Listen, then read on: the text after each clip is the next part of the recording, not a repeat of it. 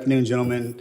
And if the numbers that Mr. Correa and Mr. Garcia are talking about are in fact the truth, and those numbers are dropping, job well done.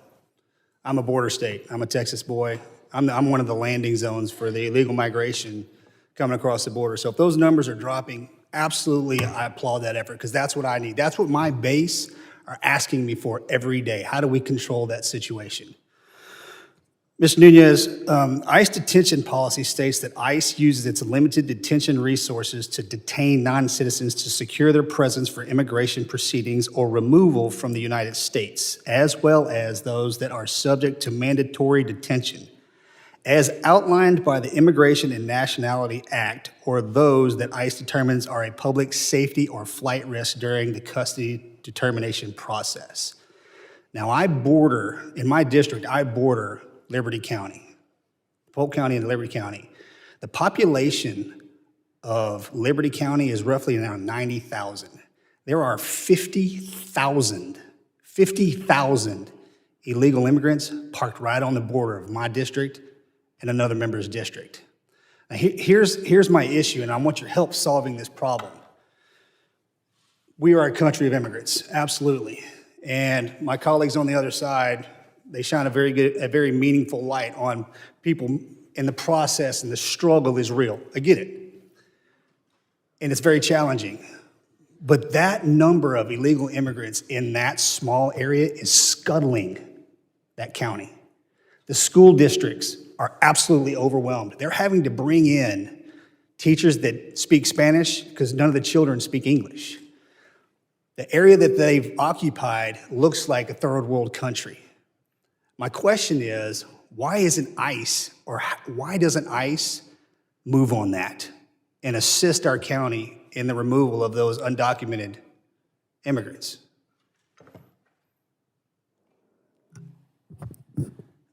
So, ICE's function is to obviously enforce our immigration laws and carry out, execute what we call final orders of removal. I don't know the circumstances in your county. I'd be happy to look into it. I will say ICE has never received enough funding to detain every individual we encounter. This has been the subject of active litigation.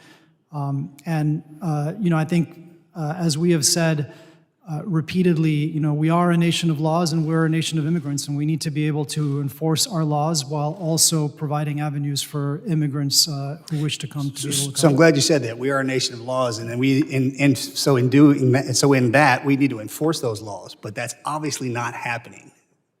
And I don't know where the rub is between state, county, and local law and federal law, since these are our illegal immigrants that were processed. Some, not all, but some were processed in. How do I fix this problem, sir? So again, without knowing the specific details, I'd be happy to follow up with your office. Individuals who are issued a notice to appear can go through the immigration court process, which can take many years. And it is an unfortunate reality in this country that our immigration and asylum system is so broken, that it does take an extraordinary time for people to go through that process. Individuals with final orders of removal, should be removed at the end of that process. But, historically, it has been quite difficult, again, under presidents of both parties to execute final orders of removal for people who are not detained. Okay, to that, can you confirm for me, and this committee was in El Paso and down at the, I'm sorry, I forgot what the other place that we went. They told us that it is widely reported that aliens are released into the interior without court dates, regardless of whether or not they were issued at an NTA. Are those reports true? Do illegal migrants that come across, are they processed through without a show time or show place? So historically, the Border Patrol has issued notices to appear without court dates on them until, frankly, fairly recently. Or locations? Right now, we are issuing NTAs with court dates on them. In the lead up to the lifting of Title 42, we were also, because of the... I hate to cut you off, my time's running short. Has that happened? Has illegal migrants come across and not been issued? Because we've heard from leadership that is the case, but I want to hear what you have to say.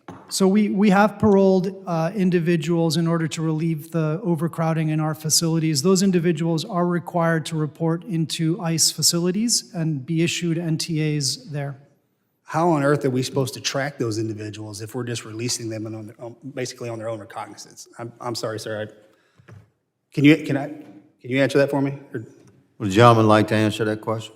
Sure. Many of those individuals were placed into our Alternatives to Detention program, which does include monitoring. And so, we, as part of that program, more than 90% of the individuals who are released on ATD do in fact report to their ICE